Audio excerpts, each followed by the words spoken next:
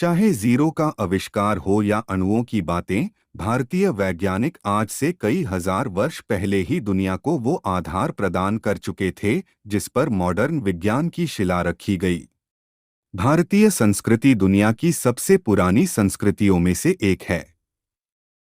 यही वजह है कि भारतीय एक लंबे समय से कला, विज्ञान, तकनीकी और गणित के क्षेत्र में अपना योगदान देते रहे हैं। चाहे जीरो का आविष्कार हो या अणुओं की बातें, भारतीय वैज्ञानिक आज से कई हजार वर्ष पहले ही दुनिया को वो आधार प्रदान कर चुके थे जिस पर मॉडर्न विज्ञान की शिला रखी गई। ईसा से पूर्व ही भारत में कई आविष्कार हो चुके थे जिन्हें कई सदियों बाद दुनिया ने भी माना। जीरो भारत में 7वीं शताब्दी में खगोलशास्त्री ब्रह्मगुप्त ने शून्य का रास्ता बनाया। गणित में शून्य ने न सिर्फ ये दिखाया कि कुछ नहीं होने का भी एक अर्थ है, बल्कि उसने अन्य अंकों के गुणा भाग को भी आसान कर दिया। आप उसे जोड़, घटाने, गुणा करने में इस्तेमाल कर सकते हैं। शून्य का महत्व आप भारतीय दर्शन शास्त्र में भी देख सकते हैं, जिसे निर्वाण भी कहते हैं। कैलकुलस, जटिल समीकरण और कंप्यूटर के आविष्कार में जीरो ने अहम रोल निभाया। योग, अब इसके बारे में क्या बताएं? भारत से निकलकर योग ने दुनिया भर में जगह बना ली है। भारतीय इतिहास में वैदिक काल से पहले से योग को जोड़ा जाता है और बौद्ध, हिंदू और जैन धर्म से इसका जुड़ाव काफी गहरा है। स्वामी विवेकानंद को योग के पश्चिम से मिलन का श्रेय दिया जाता है। प्लास्टिक सर्जरी, आज के दौर में ऑपरेशन, प्लास्टिक सर्जरी और कॉस्मेटिक सर्जरी बहुत आम हो चले हैं।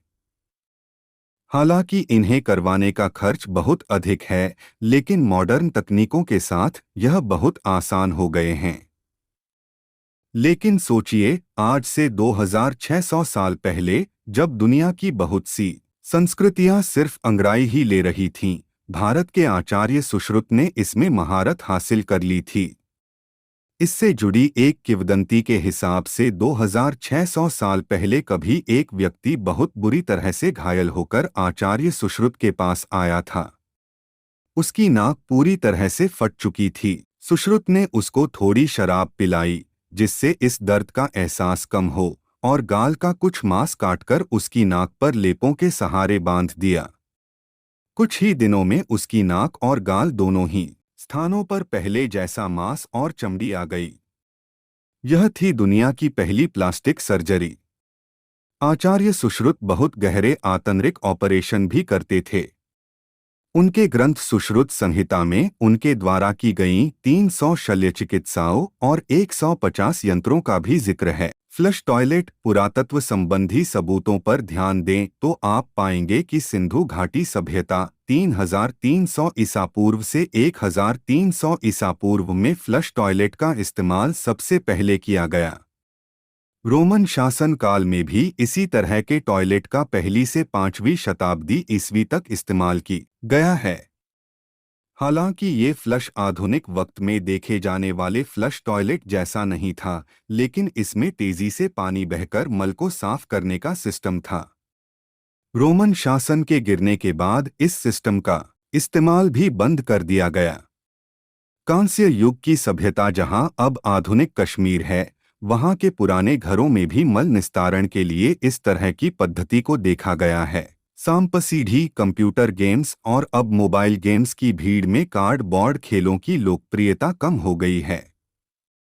लेकिन इन सबसे पहले जिस सांप-सीढ़ी ने हमारा मन बहलाया, वो दरअसल भारत की ही देन है।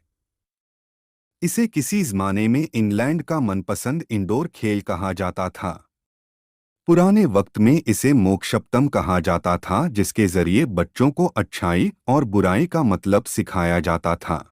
सीढ़ियां अच्छाई का प्रतीक थी और सांप बुराई का। जब इसे तैयार किया गया तब खेल का अंत यानी 100 नंबर पर पहुंचने का अर्थ बैकुंठ पहुंचना हुआ करता था। हालांकि 19वीं शताब्दी के अंत में जब इस खेल ने यूरोपीय बाजार में दखल दिया, तब इससे जुड़े नैतिक पहलुओं को लगभग हटा दिया गया। लेकिन इसे खेलने वाले आज भी इसमें छुपी सीख को ढूंढ ही निकालते हैं।